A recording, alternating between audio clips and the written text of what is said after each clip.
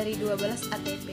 Baiklah, jadi di sini saya akan menjelaskan tentang sejarah mengenai Orde Lama, Orde Baru, dan Reformasi. Baiklah, yang pertama yaitu Orde Lama. Orde Lama berlangsung selama sekitar 22 tahun, 1945 sampai 1966 di bawah kepemimpinan Presiden Soekarno. Di era ini terjadi beberapa kali sistem pemerintah, mulai dari presidental, parlementer, demokrasi liberal, hingga demokrasi terpimpin. Orde Lama adalah era di mana Indonesia baru merdeka sehingga pemerintah belum begitu stabil. Pemerintah bersama rakyat masih disibukkan dengan usaha mempertahankan kemerdekaan yang hendak kembali direbut oleh penjajah Belanda. Setidaknya terjadi beberapa kali pemberontakan di era Orde Lama, yakni pemberontakan PKI pimpinan Musso di Madiun pada 1948, pemberontakan Negara Islam Indonesia atau NII dipimpin Kartosuwiryo pada Agustus 1949, dan pemberontakan PKI dipimpin oleh DNID pada 30 September 1965. Yaitu Orde Baru. Pemerintahan Orde Baru muncul setelah keluarnya surat perintah 11 Maret 1966 atau dikenal Super Semar. Soeharto diangkat menjadi Presiden Indonesia mengganti Soekarno.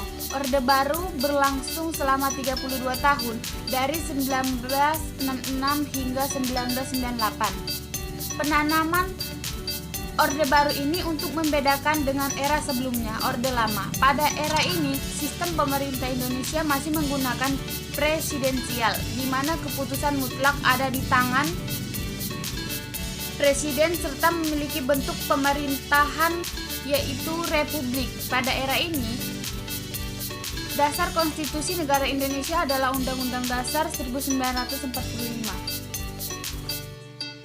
Namun dalam perkembangannya, kekuasaan sepenuhnya berada di tangan Presiden Soeharto akibat praktik korupsi, kolusi, dan nepotisme KKN tumbuh subur di era Orde Baru.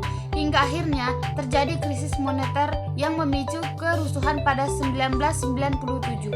Tekanan rakyat yang begitu kuat akhirnya menghasilkan Presiden Soeharto mengundurkan diri pada 21 Mei 1998.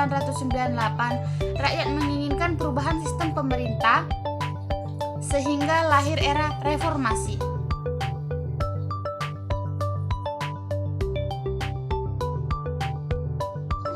Yang ketiga yaitu reformasi. Era reformasi dimulai pada 1998, tepatnya setelah Soeharto mundur dari jabatan Presiden Republik Indonesia yang telah diembat selama 32 tahun. Era ini muncul karena banyaknya krisis yang dialami Indonesia di bawah kepemimpinan Presiden Soeharto, dari mulai krisis politik, ekonomi, hukum, sosial, serta krisis kepercayaan masyarakat. B.J. Habibie